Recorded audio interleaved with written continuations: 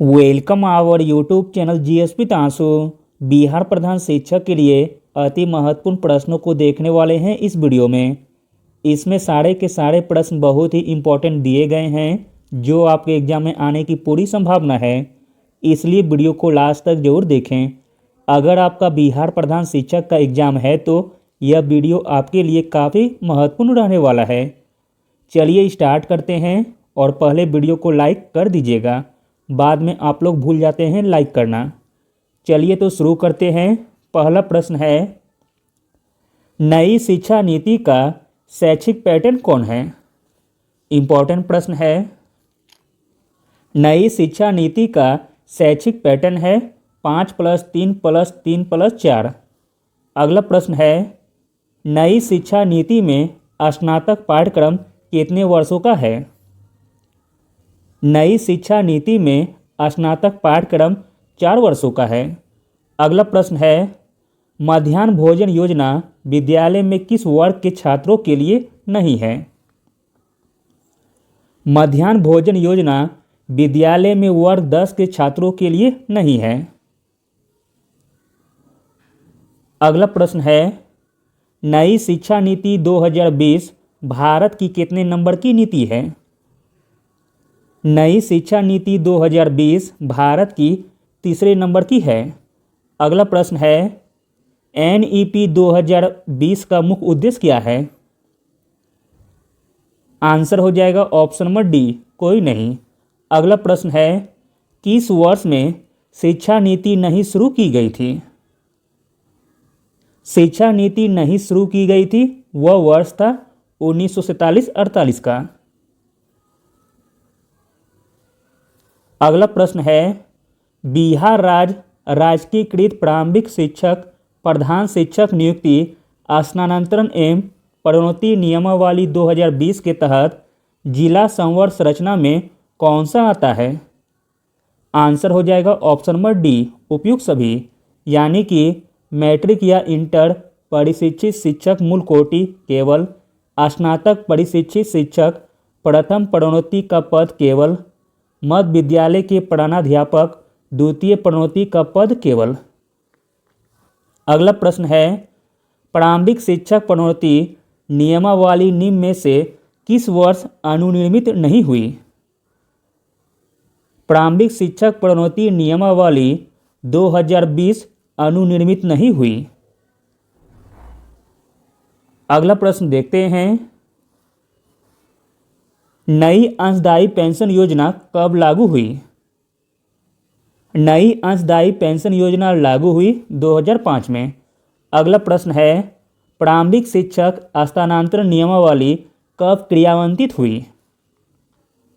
प्रारंभिक शिक्षक स्थानांतरण नियमावली क्रियान्वित हुई 2020 में। अगला प्रश्न है, विशेष शिक्षक नियुक्ति नियमावली यानी कि प्रारंभिक शिक्षक कब बनी? विशेष शिक्षक नियुक्ति नियमावली बनी 2010 में। अगला प्रश्न देखते हैं, एमएससीपी वित्तीय उन्नयन योजना किस तिथि से प्रभावी है? एमएससीपी वित्तीय उन्नयन योजना प्रभावी है 1 जनवरी 2009 से। अगला प्रश्न है, किस केंद्रीय वेतन आयोग में एमएससीपी योजना की अनुशंसा की गई?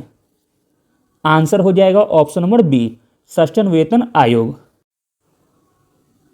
अगला प्रश्न है, एमएससीपी वित्तीय उन्नयन योजना 2010 किस नियमावली को अधिक्रमित कर बनाई गई?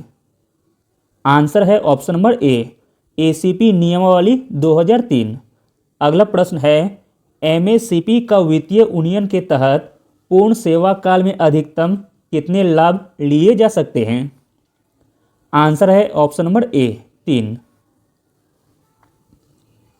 अगला प्रश्न देखते हैं, नई पेंशन योजना 2005 के अंतर्गत 10% मासिक अंशदान में किन किन वेतनों को जोड़कर कटौती की जाती है?